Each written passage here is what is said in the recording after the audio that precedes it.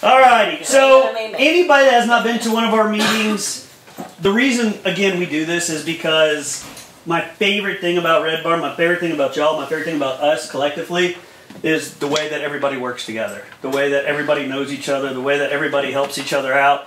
And this is just a way to get to know each other a little bit more and get a better understanding and make some connections. So it literally, in my opinion, is the most important thing that we do and that I do in these meetings. I am going to shift gears now and get to the business side of things. So anybody that came here for the numbers and the business, we're going to dive right into that now. So again, we ended our Q1. Our goal, remember our big goal for past clients as a whole group is 1,000 past clients. So in doing that, I had set a goal of kind of 200 for Q1, 300, 300, and 200. That was just kind of the way, no science behind that, that's just the way I put the numbers together. And we've done, y'all have done, when I say we, y'all have done 182 past clients in the first quarter. So, and here's the deal, there's about 12 or 13 pending in March still, so I keep going to paperless pipeline like, I know this closed, why don't somebody change it to closed? But I got to stick to the numbers, so that number will probably adjust some up because there is about 14 to 15 more. So, you know, we are right on track. Y'all are at $54 million in total volume. Average price point is $265,000, which again, as the numbers go up, we get a lot closer to kind of the average areas that we work. So average price point is $265,000, 78 listings, 104 buyers. So if you remember last year, we were very 50-50, which is very odd. Most brokerages are never 50-50. Most brokerages are stronger on the buy side than on the listing side across the board. So to be 50-50 was very odd and cool. And again, I just want y'all to create past clients. I don't care if they're listings buyers. I want y'all to choose that. So we're starting to kind of get to 60-40, which is really a cool place. We had 17 lead share deals close in Q1. So everybody that's in lead share, y'all are freaking crushing. And here's the greatest part, is that the momentum going into quarter two, we are going to blow that number away in quarter two because so many people are hot. So many people are right there on the cusp of doing something. We've updated some stuff. Jessica Shea has been, I don't know how many leads a week you're sending over, but Jessica's slaughtering it on the phones. The agents that are in lead share A are following up. Matthew's doing a great job kind of leading that team together, and it is just, it's so exciting. But to give you a comparison, last year at this time, we had closed 5. So we are way up on that, and I think we're going to continue to see that go up. One thing that I did want to mention, just as kind of a reminder for everybody, is we've got the Red Barn, what is it, redbarnrealtors.com website, is that correct? If you have not been there yet, we made some changes to it. So if you go there today, it's going to ask you, Keith actually built the site. So Keith right here built the site for us, and Keith runs it. So he'll give you his phone number after today, and if you ask for permission, he doesn't give it to you, just call Keith. I'm just kidding. Just kidding. But if you go in there, it's going to ask you for your information the first time. Go ahead and put that in, because what we're going to start doing with that is we're going to start utilizing that a lot more. So I'm going to be doing kind of a monthly update on there. So I'll be writing kind of a monthly article on things, because what I want to do is keep everybody in the brokerage kind of aligned with what's going on out there. I want y'all to focus on your job. I want y'all to focus on your clients. I want y'all to focus on things you focus on. Let me kind of continue to look out there in the future of what's going on, because lots of things are changing in the real estate industry. And like I've told y'all, we sit in an amazing position to capitalize in these changes. And so for me, I'm pretty excited about the changes that are going on, and I'm going to talk on that here in just a second. So a quick announcement. I think I've got 24 people that have signed up for the mastermind on the last Thursday of the month. You will be getting an email from me today. Everybody that signed up for the mastermind, if you don't know what I'm talking about at all, shoot me a quick email and I can kind of talk to you about it. But basically what we're doing is, it's a mastermind for agents that have done 10 or more deals. So we're doing, you know, we've got our mentoring program, and we kind of do some smaller masterminds within the mentors. So this is going to be more for agents that have been doing this for a while. And the goal behind this is that everybody in this mastermind, it's not going to be me up here talking. I'll be facilitating it and just keeping things rolling in the mastermind. But the mastermind is going to be sharing things that have made you successful, or coming up with, hey, I'm struggling with this in my business, and I just want to throw it out there to the group and see if y'all have any suggestions. Because one of the things, anybody that coaches in here, knows this, that coaches the new agents. Anybody that's ever coached anybody, when you're in the middle of your own stuff, sometimes you get tunnel vision because you're so close to it. And if you can just get 10,000 feet above it and take a look down, you can kind of see something that maybe you've missed. And so that's what this mastermind is about. This mastermind is about sharing ideas. I'll give updates. I mean, agents are going to be pouring into it, but each agent will be presenting for 20 minutes in the mastermind. So we're super excited about that. We are going to start that the last Thursday. It will be from 9 to noon. I think I scared some people with my 9 to 3 commitment. Sorry about that. We're going to keep it shorter because, again, here's the deal. Like anything we come up with at Red Barn, if it does not have value, we kill it. Because I don't want to just have y'all come in and waste time. I've told y'all before, Laura and I are involved in a mastermind. We get a lot out of it. They kind of speak into our business, give us ideas. And so I'm just really, really, really big fan of mastermind. So you'll get, if you've already emailed me that you're in, don't worry about it. I'll put you in a group. If you don't know what I'm talking about or you have more questions, shoot me an email today. And I'll talk to you individually about that for sure. Any questions on Mastermind, website? Nope. Good deal. All right, so one of the things that I really want to talk about that I've been reading a lot on, have been doing a lot of research on, is the history of real estate.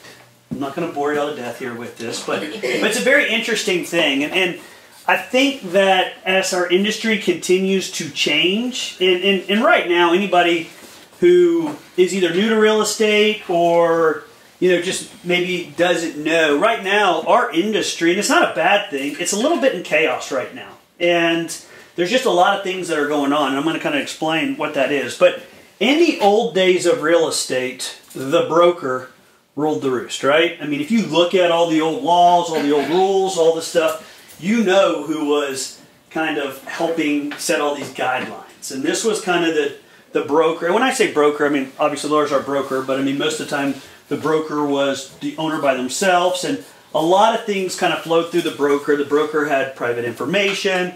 The broker, which agents in turn got all this too. Well, about, I'd say 8 to 10 years ago, there was a big shift in the industry from broker to agents, right? And all of a sudden, the agents started to become, and should become, the most important thing in the industry. Not the broker. I mean, the broker should be here to help out and stuff, but the agent. So all these brokers started working on plans to be very agent-focused. What can we do for the agent? It's all about the agent. And we have now seen a third shift, and that third shift is actually the consumer, right? I mean, it's the client. It's what I talk about all the time. And the big shift is, what is going on for the client and what is going on for the consumer. And that's where kind of the chaos in our industry has come from. So I want to share a couple things with you as we talk about that. So in 2013, $475 million was poured into the real estate industry from investors, Wall Street investors, okay? I'm just going to call them Wall Street, but they come from all different sides. Last year, anybody know what that number was last year? From $475 million in 13, $5.4 billion. Wow. Staggering, right? And with that, what's happening is we are seeing companies go more and more after the consumers, right? We are seeing technology. We all know the iBuyers are out there. And that's a model. We're working off thin margins. Market's got to keep moving up. That's a model. We're also seeing a model, though, where people are coming in and saying, you know what, real estate agents have made too much money, so we don't want to replace them, we just want to take some of their money. And so every day I read about a new company that has come in that's like, look, we're not realtors, but we offer services for the consumer, and we're going to get realtors involved, and whether they're charging for leads or charging splits or referrals. So we're starting to kind of see a lot of that, and that's that mid-range. And then the third range is just us, the real estate agents, right? And us, the real estate agents, we are trying to work and figure out what do we look like in this new moving market. And I, for one, as we've worked with iBuyers, as we've ventured into some of these things, I know for a fact that the real estate agent is the quarterback of the deal. because consumers, guys, I can tell you all horror stories. I mean, there's a consumer right now that's literally under contract with OfferPad, Open Door, and Zillow. Signed 3 contracts. They're not represented by anybody, but they signed 3 contracts. They're waiting on all 3 companies to come back and do the inspection, and then they're either going to accept one of them and cancel on the other 2, or I don't know what they're going to do. And I was having a conversation with Open Door, and they're like, Scott, how's that legal? And I'm like, because the consumers don't know what they're doing. Exactly. I mean, they're just out here in la-la land.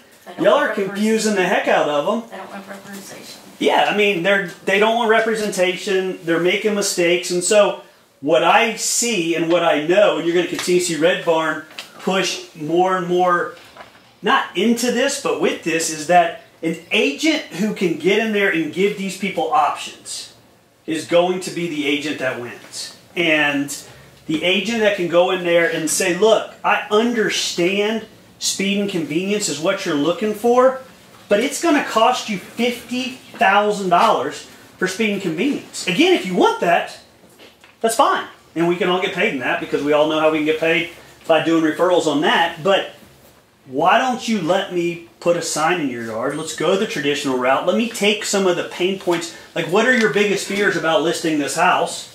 Oh, I don't know, like, people just will stop by at any point and want to come see the house. No, they won't. We'll set up a showing time. We'll make a 3-hour window. We can do all these different things. And so what I see is I'm excited that our industry is moving to consumer focused, but I think the most deadly thing in our industry is a real estate agent with all the tools who's consumer focused. And so that's where we are. That's where we want to continue to go. Any ideas from y'all on how we can do a better job on that? I would love to hear them, because that literally is where my brain is every single day. Because I know, hyper-local, great knowledge. Because if it's just money, has anybody ever heard of a company called SoftBank? Yes. Yes? So SoftBank Vision Fund is right now in the process of raising $100 billion to invest in tech. Their goal was tech. It is a Japanese kind of capitalist hedge fund group. A lot of the money's coming from Saudi Arabia, so they're just raising money like crazy. And SoftBank is trying to raise, this $100 billion for innovations, right? Anything in the tech world. But so far, they have spent $10 billion in the last couple of years just in the real estate. So they're the ones that are investing heavily into things. And so we're going to continue to see new techs come out. We're going to continue to see all this stuff happen. But to me, if we take that and put the real estate agent in the middle, which is where it should be, it's going to be amazing. It hopefully will make your job a little bit easier. It'll make you give a better, a better job to your clients. And I truly am excited about where all this is going. So I don't tell you this from a standpoint of, oh my gosh, what are we going to do? I just tell you this because it's really important information to kind of understand what's going on in our industry. Anybody that's ever heard Jason Abrams speak when he comes here and talks and stuff like that? I mean, Jason talks about the 3 buckets, and I totally agree with Jason on these buckets. There is a bucket that wants to eliminate us. There's a bucket that wants to just take some of our money. And then there's a bucket, which is us, that says, leave us all alone and get out of here. And the thing is that I think we're going to land somewhere between the 2 and 3 sector in that. I know y'all know. How many deals have y'all done? Trust me, I talk to y'all all the time on the phone about a deal going sideways, or, these deals are not super simple. And we know with everything that goes on, I don't see agents being eliminated, but what I do see is I want a Red Barn agent. I want Red Barn. I want y'all to be thinking about innovation in this new emerging market. And like I've told y'all, the next decade, we're going to go from super secret information and, magic keys to consultants and advisors and just really, really, really important things in this process, because it is such a big deal. So I did want to share that information. If anybody reads Inman News at all, anybody ever heard of Inman? So Inman wrote up a huge article about a week ago on the money flowing in from Wall Street, what it means. So I just took a little snippet of that with the information that they had posted, but the article was actually really good because it just talks about, and what it talks about is that this started in 2007, 2008. And we all know what happened in 2007, 2008, right? the market crashed, and that's when a lot of this money flowed in. And then in 2006, anybody know what happened in 2006? Zillow. So Zillow was kind of that piece of innovation that kind of shifted things, and they continue to, for sure. And you know, they're an interesting one to continue to watch. So, any questions on that? Comments on that? Any more insight? I know we got a lot of smart people in here. I just want to say that, you know, our sales job, and we all know that is selling ourselves, and ignorance is bliss. So I continue day to day to educate prospects and people. And once they understand what they don't know and the value we bring to the table, then I think the deal is ours. Absolutely. I mean, and it's not just millennials. I was talking to a lady yesterday, probably in her, you know, a little over middle-aged, hasn't sold her home in 20 years and is about to buy new construction. And she's confused. But once I explained the value and the process and this, it was like, all right. Absolutely. So it's education. Yes. Well, it is, and it's staying on top of it. It's understanding. Like I said, I mean, you can't convince people out of a decision they want to make, but if you can present to them options, you know, I always say, I've talked to some people about this before, but I always say that, you know, we live in a society, and trust me, I love it, but I mean, we don't watch commercials, right? I mean, we're freaking Netflix. We don't even wait for shows anymore. We just wait till the season's over, and then we watch it on Netflix like weird. Boom, boom, boom, boom, boom, boom, boom.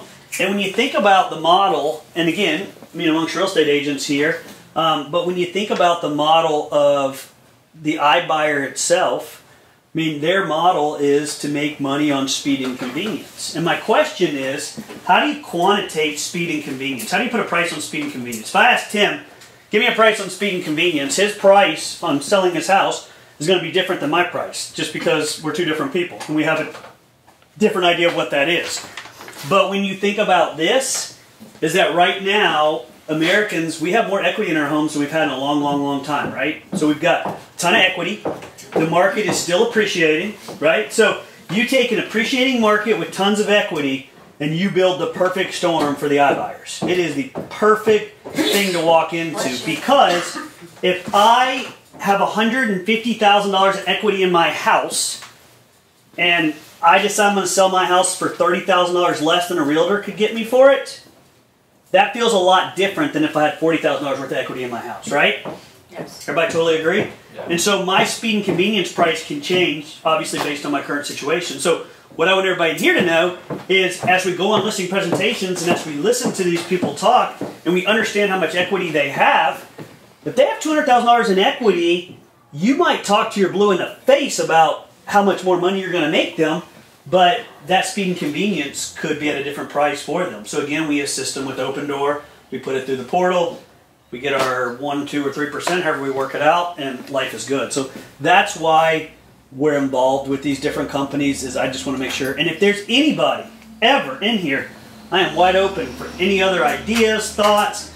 Have you thought about this, Scott? Man, we need to do this. I mean, I am up for that all day long, because I think collaborating, sharing, and just making us more competitive as a group is going to be an advantage for everybody in here. So, Hey Scott. yes. Doesn't Open Door have it's 500,000 now? They do. They do. I have two clients that are in the 7s, but you know, I like to offer them that, but I know it's capped at 500. Yeah, they cap. So Open Door, again, each one of them has their own model. I don't know what Zillow's model is, and I don't know what OfferPad's model is. They can tell you as an agent, it's a little bit easier to work with OfferPad than it would be Zillow. But from what I'm seeing right now, Zillow is trying to buy a lot of houses right now to kind of, you know, when these companies raise capital, they got to spend it. Yeah. And so they are trying and trying and trying. So where I have seen some iBuyers miss more than others is I've seen Zillow miss on the high side a couple of times here recently on some stuff. So you maybe could look at OfferPad, you maybe could look at Zillow and see as an Do option. we partner with them as well? We don't, no. And there's an advantage for us sticking with one. Yeah. And so, and I'll be rolling more out on that down the road. So, but OfferPad will pay a referral, my understanding is. Zillow, you have to work in your commission, so I think it's a little bit different with Zillow. So, any other questions? Comments? Scott, at last I talked to Zillow, I think their buy box ceiling is 600. Perfect. They what? Their buy box ceiling is 600 at Zillow. So most, again, these iBuyers, they want to buy and turn quickly. And the reason their fees get higher, the higher the price goes, is because of holding costs. So if you look at a $700,000 house, you know, They take like 8 months. yeah, it's going to take 8 months to sell versus the $200,000 house. So again, they do have their buy boxes, and investors have their buy boxes as well too. I mean, there are some high-end investor flip people out there. I think it's a very risky business. Amy could maybe talk more into that, but I mean, they're going to build in massive holding costs as well too, just because of the market. Yeah, Invitation Homes is still really strong in buying. They They're are. always at all the auctions. Yeah, they're at the auctions buying still. Yep. A lot of them, aren't buying as much, but Invitation Homes is still buying a lot. Oh yeah, I don't know if they'll go up to 700, but Jessica. I noticed Redfin too is getting big here. It was really big up in the DC area before I moved here, and I actually know a couple of agents who have started working there. And the big issue, they're different than the iBuyer, but they're kind of big on the discount, and you can kind of see anything whenever you want. And the agents are salaried, but what we ran into up in Virginia was, so the agents, they had them doing so much, like the listing agents, if somebody wanted to submit an offer, it was impossible to reach that listing agent, basically. Right. So the seller might relist with somebody else, but they did lose a lot of time. I mean, sometimes it worked for them, they got that discount, but a lot of times it was just the agent on the other end, not being an independent contractor 100%, it was a very different system. Absolutely. Well, and Redfin's got an iBuy program as well too, and they're totally different. They're in that bracket 2 model is where I put Redfin. They're in that bracket 2 model. Keller Williams is doing some iBuying right now. Coldwell Banker, Century 21. I mean, you know, again, we're seeing more and more people move into these as just options, but what we're also seeing is, and again, we have no open door people in here, so I can talk freely amongst my friends here, but when y'all call me about a bad open door deal, my heart goes out because I want y'all to get paid. But there's also a piece of me that honestly is like, this is why these institutions can't do this, because they are so black and white that they make so many mistakes. They have so many things that happen. They have, trust me, I get emails from y'all, guys, hey, I've been trying to get somebody on the phone at Open Door for 3 days. What's going on? I mean, they're not us. They can't do what we do. When you get these employees that don't have their heart and soul into it like we do, I mean, they're employees. They're punching the clock. They're going in. They're going out. A contract is just a contract. There's no personal connection to it. There's no emotion built into it. There's nothing. And that is what, to me, makes us totally different in this thing, is that we care about the client. We care about the client experience. I mean, they say that they care about the client experience, but golly, I'll let you in on a little secret. It stays in this room and on this camera right here. But yeah. You know, one of Open Door's big investors is Yelp. Has anybody ever tried to look up Open Door's ratings on Yelp from the consumer experience? You won't find it. So read into that however you want to. Maybe they're 6 stars and they just didn't have 6 to put on there. I don't know, but y'all read into that. There was an article about that. Yeah, they're blocking all the negative reviews. Absolutely. Yeah. Absolutely. So again, we are poised because we have it all. And I'm just so excited about that. And from all accounts, we're seeing an amazing start to the year. We're seeing interest rates dropping some. We're seeing inventory levels not freeing up yet, but hopefully we'll get there one day. I don't know. I don't know if the builders can build fast enough or what's going to happen there. But I think we are poised for just an amazing year all around, and I'm so excited to be a part of it with everybody in here. So I'm going to bring up Laura and let her do her broker section right now. An hour into it. These are just so.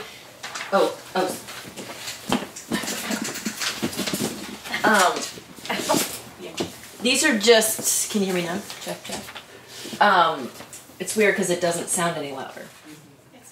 It's not. I know. I'm saying that it's weird because I talk on the microphone. So these are just kind of a collection of things that when people call me or they text me, and I think, oh, that's a good thing that maybe everybody should be reminded of or refreshed on. Or so if you hear your story So don't be offended. Just know I know it was a good thing I'm to share. sure one of them's mine.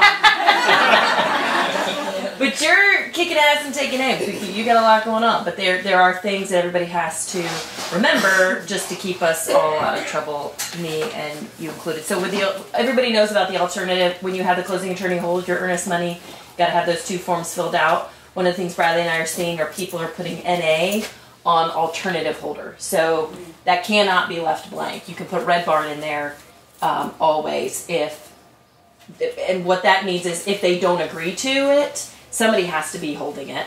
And so that needs to be established out of the gate. So always write Red Barn in there. Is that if you represent the buyer?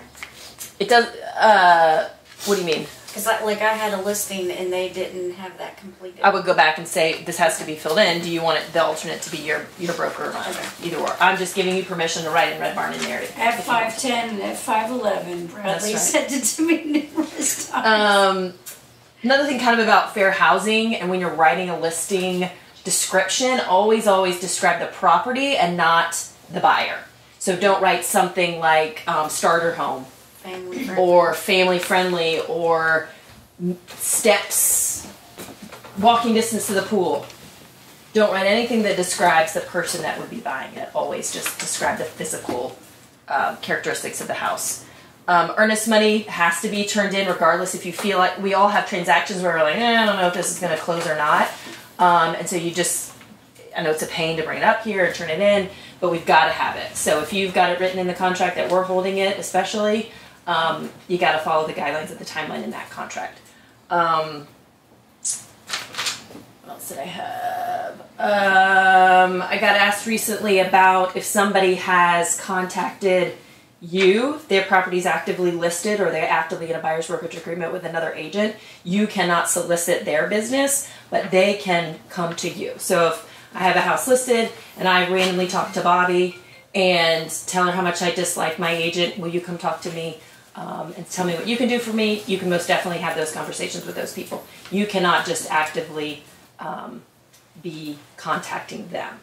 If you do send out a mailer, you really should have a writer on the bottom that says this is not a solicitation for your business. If your home is actively listed, it's not the end of the world if you don't have that, but it's better safe than sorry.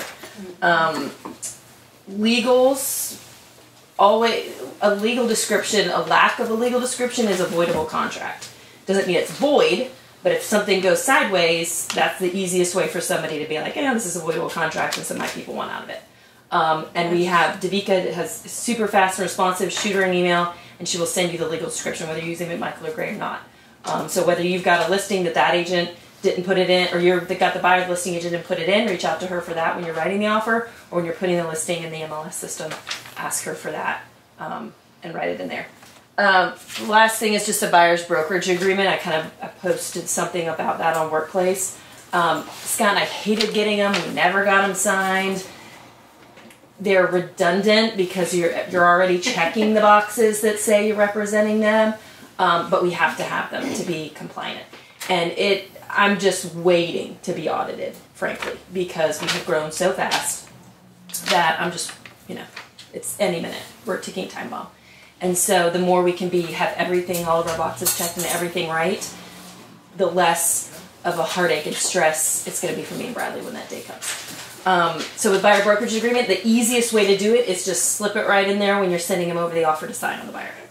Just send it in there right with it.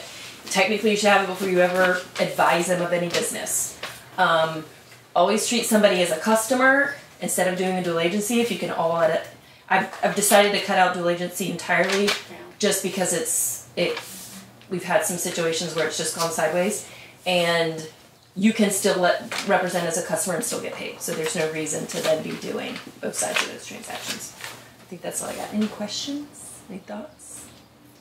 So Laura, on the buyer's agency agreement, we would check, we don't support dual agency. That's right. Now? Sub-agency and dual agency. Okay. Are the toolboxes that you would check. Okay. Designated agency, that came up recently too. Designated agency is just 2 Red Barn agents working the same transaction. That is not dual agency, and it is perfectly okay. Just make sure you're checking the dual agent or the designated agency box, and then you're writing in each name for the agent.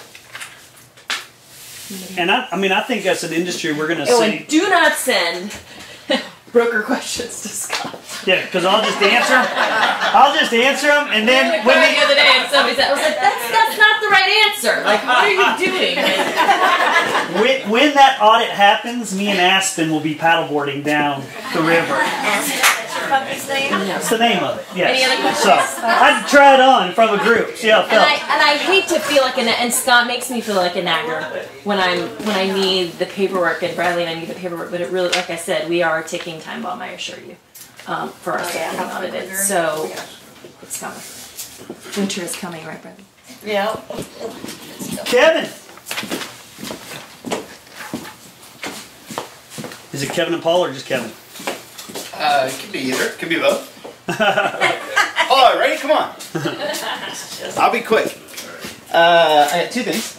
First is just to start with a thank you, and here's why. So, you get started with anything, and you know, as you guys all know, Black Oak got officially licensed in the state of Georgia back in end of October, and so really, November, December, and January is what in the real estate mortgage world.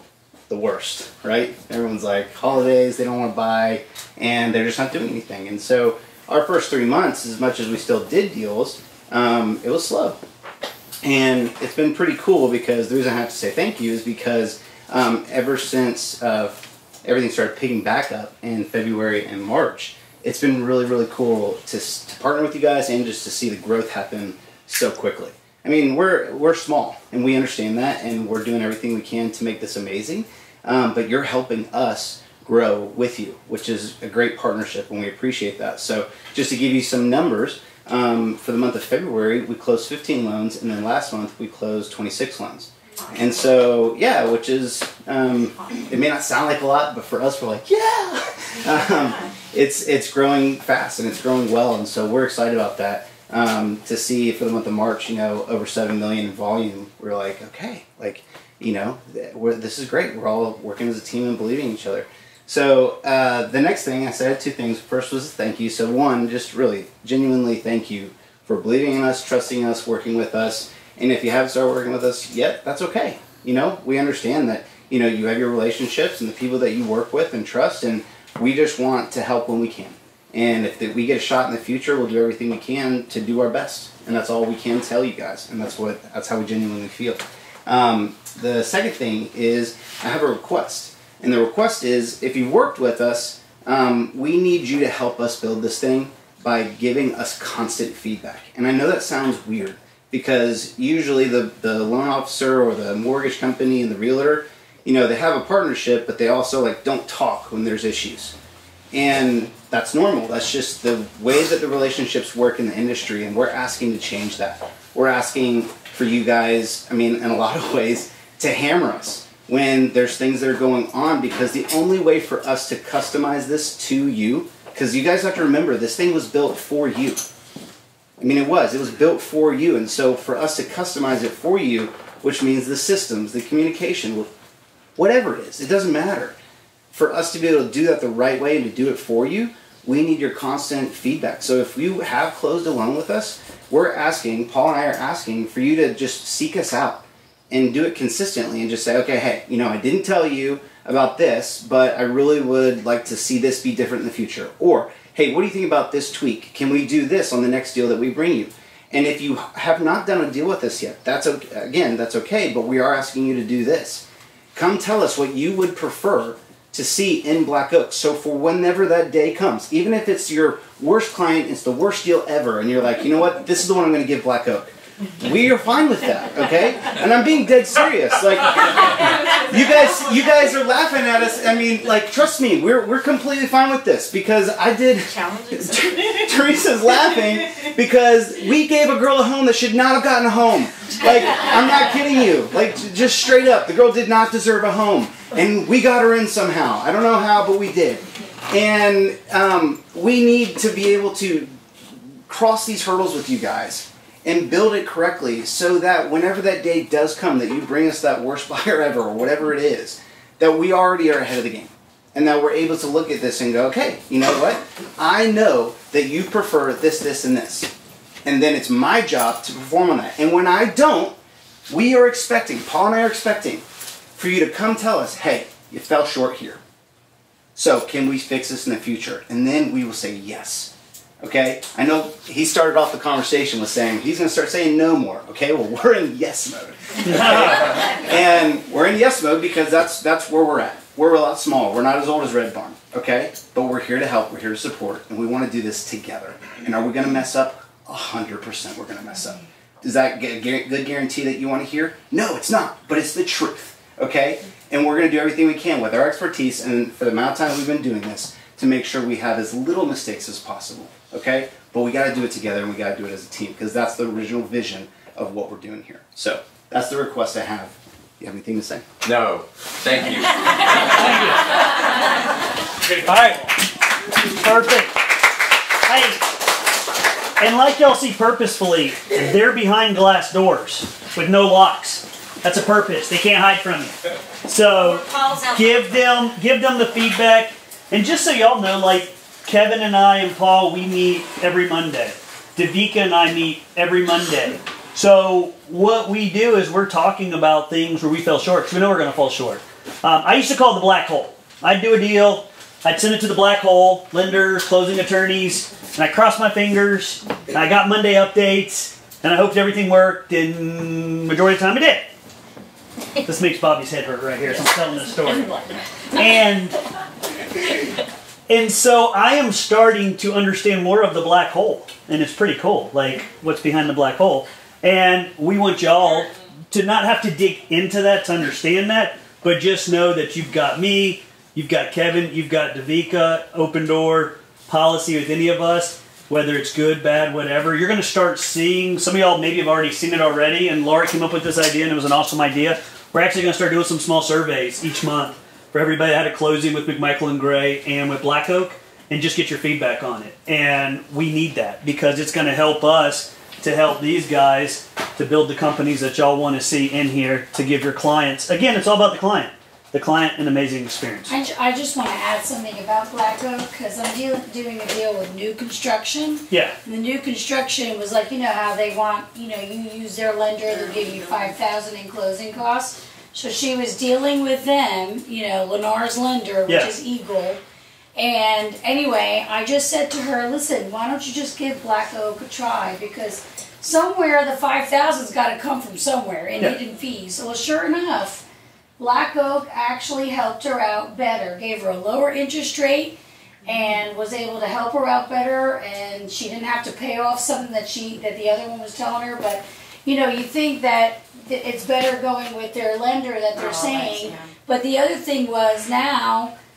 With the $5,000, they were going to reduce that on my commission, and now they added it back in. So now I'm getting, not that I did that for that reason, right? No, absolutely. Afterward, but that's another little benefit. But I wanted to say thank you to Black Oak for helping her out, and just because, you know, just wanted to kind of let you know how that helped in new construction. Oh, that's $5,000. But listen, right? Not percentage thing for free lunch. Yeah. And that, they were taking that out of your commission to give to the buyer. That's not enough. Well, not the fact that they were taking it out of the sales price. Right. So it was $150. Right. You had So just instead of the 3% based on the, you know, $5,000 sales that's price. all. Yeah, it was sales price. But they still helped her out, which was the main thing. And I just wanted to say, in new construction, I didn't think that they would be able to beat them, and they did. So. Well, it's hard to do because just so y'all know, typically the builder's matching either dollar for dollar on that as an incentive, or they're throwing a little bit extra in there. So it's tough to do. So that's awesome. Davika, McMichael and Gray. Davika's been busy. She had 4 closings on the last day of the month, I think, in here. 4 or 5. 7. 7. My bad. Let's not downplay how busy she was. It was a really fun day. Well, for those of you who haven't met, my name is Davika. I'm with McMichael and Gray. I'm the attorney who sits upstairs in the glass doors. So we have a couple of new things going on. We'll also follow up on Kevin. Thank you guys, because last month was incredible, and I was super busy and I loved every minute of it. And now I actually have a full team. So we have our own pre-closer who started yesterday. Marla's going to be the closer, so 3 contacts, and that's it. So we'll definitely get things kind of smoothed out now, and hopefully it'll make life easier for all of us. And then also we're starting a new system. Instead of using the Macadie, which we were using, now we're using SoftPro 360. So essentially when we get a contract, we input your information into the system. You get emails about everything as it's updated. So it's kind of like a portal. You log in that first time, and then you get emails. Or if you don't want emails, you can just go, like Scott does his Monday thing, you can go whenever you want and see what's in there, when titles come in, what's been ordered, when you have HOA, all that will be over there. So you don't ever have to be like, oh, where are we? You know, what's going on? Well, you know, so all of your questions will be right there for you. So very excited about that.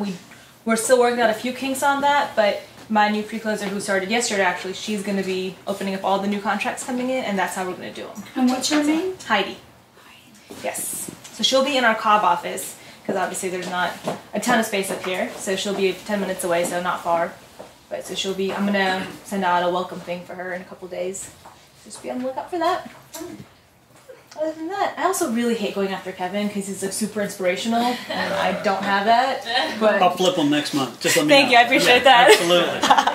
Perfect.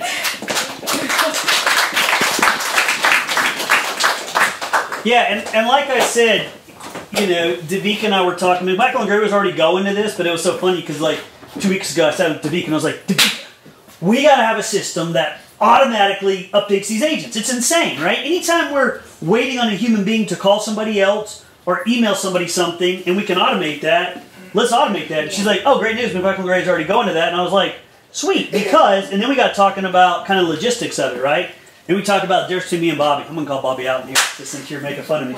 So Bobby would want the emails. I know this about Bobby. She would want the emails. Like, I would be the guy that never asked for the emails, but every Monday I would go into the portal and check on my people, unless something had gotten a little sideways. But the good news is we're going to use automation in this. We're looking at some stuff. No big promises. I'm not going to put Kevin on the spot over here, but we're going to be looking at some stuff inside of Black Oak for that same thing too. The goal is to not disconnect us from people, but the goal is that anytime a person is involved, including all of us in here, and I will, y'all know, how many times have I told you, I'm going to email that to you today. And then the day goes by and you won't get the email from me. You know why? Because I'm human, and I get sidetracked and everything else, and it happens to every single one of us. So if we can automate those two things and give the client a better experience, I mean, everything you're going to hear me talk about is client experience, and y'all involved and our partners involved. In that, I want to bring up one more thing. So a lot of y'all know we do have a coaching program inside of here where experienced agents coach new agents, and the goal is that we're getting our new agents to a cap in year one. Like, that's our goal. Our goal is to take the new agents, accelerate them right in, get them up to $2 million, and get them a foundation built in their business. And we do that through Lead Share A, with coaching with Matthew, and we do that with the individualized coaching.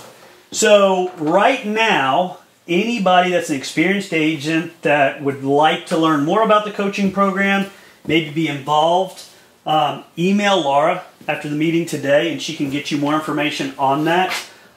April, Tora, I'm going to call April out. Yeah, April has been so passionate about the coaching program that she started showing us, hey, here's what I'm doing for my people. Here's some things that I've put together. She built the Trello board.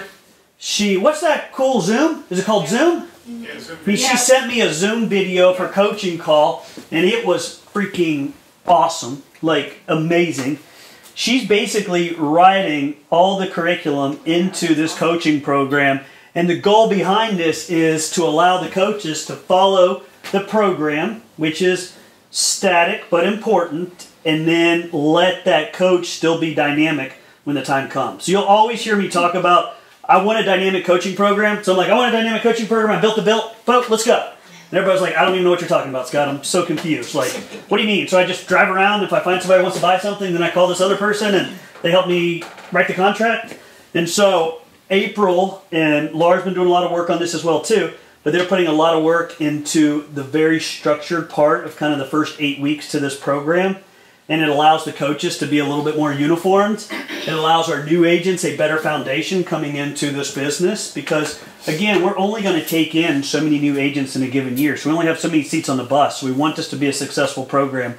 And so anybody that's interested in being a coach, and it's not just about giving back. Like, you do become a better agent coaching people, I promise you. I was a C algebra student who taught algebra in high school, like taught it. outside of high school, and I was like, how do I make a C in this class? It was so easy when I was teaching it.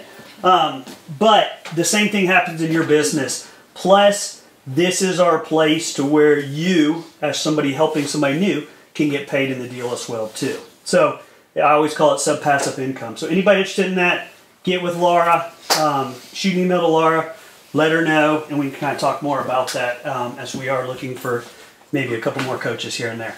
All right, anything else? Alpharetta. Oh, yes.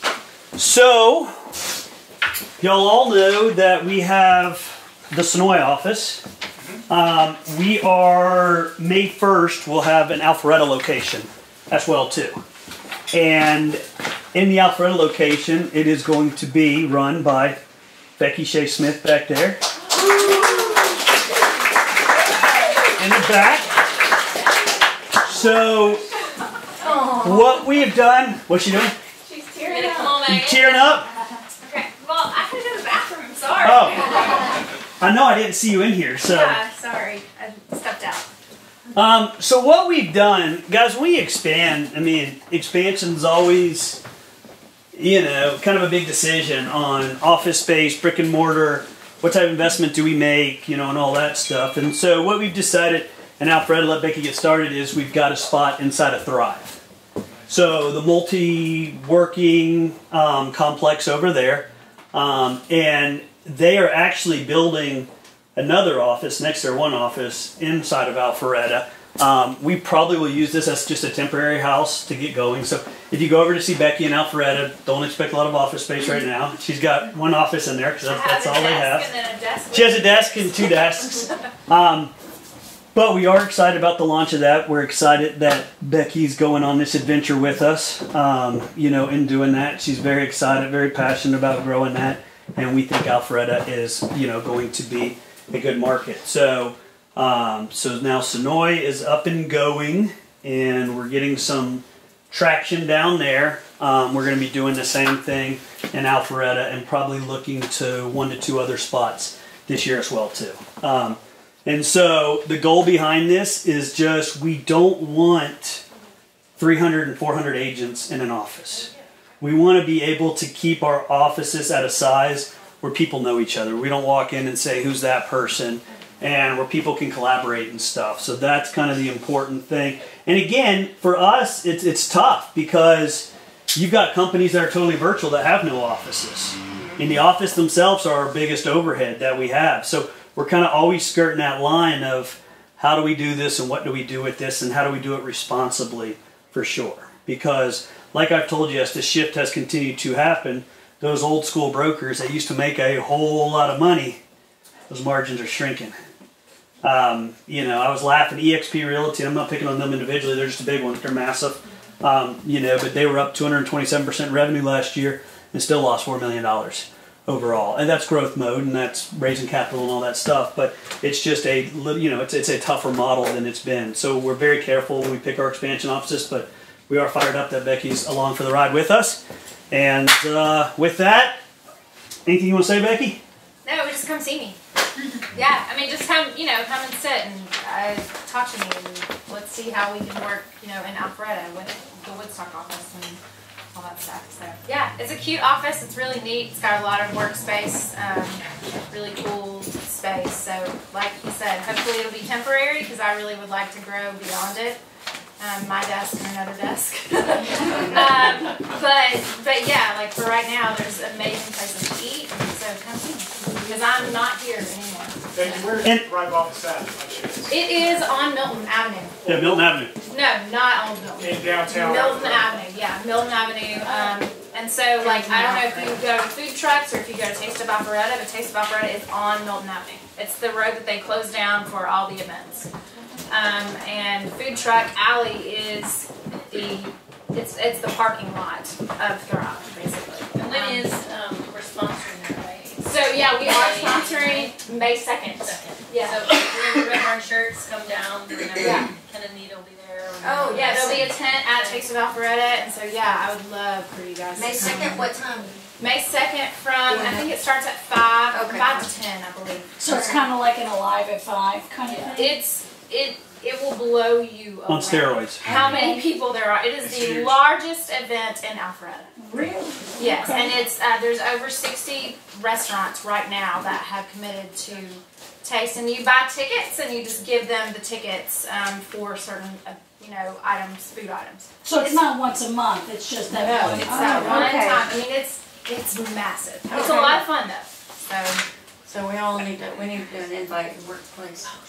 Yeah. Hey, and just so everybody here has a better understanding of this too, we were, especially in Georgia, very passionate about doing they're basically owner-operator, corporate-owned models that we do. And the reason being is that we didn't want to create this huge divide of a franchise here and a franchise here, and this person had franchise rights and this person did, and each office being kind of independently owned and operated. So we want the collaboration amongst the offices that we build here as well. And so, especially up north of 285, and we're going to have several locations, all within different areas that cover totally different areas and bring in different agents. But the thing with that is that every agent, whether they're Alpharetta-based, Woodstock-based, will be able to come and utilize office space inside of these. Now, obviously, Thrive is not an easy place to be able to utilize, but the dream and the goal is that agents can come. So agents will be home-based, out of a certain office, but if they're meeting a client over in Alpharetta, or if they're meeting a client over in the Roswell area, and we had an office over there, or they're meeting somebody up in Canton, and they're over there. So we want to be able to put these in places where U.S. agents can even go and use them as well, and feel welcome in there as well, too. So agents will have, a home base, come to the meetings like this in the home base, but be able to utilize different spaces as you're out there. So, questions, comments? Please just get done, guys. 11:34. All right. Good deal. Thank y'all.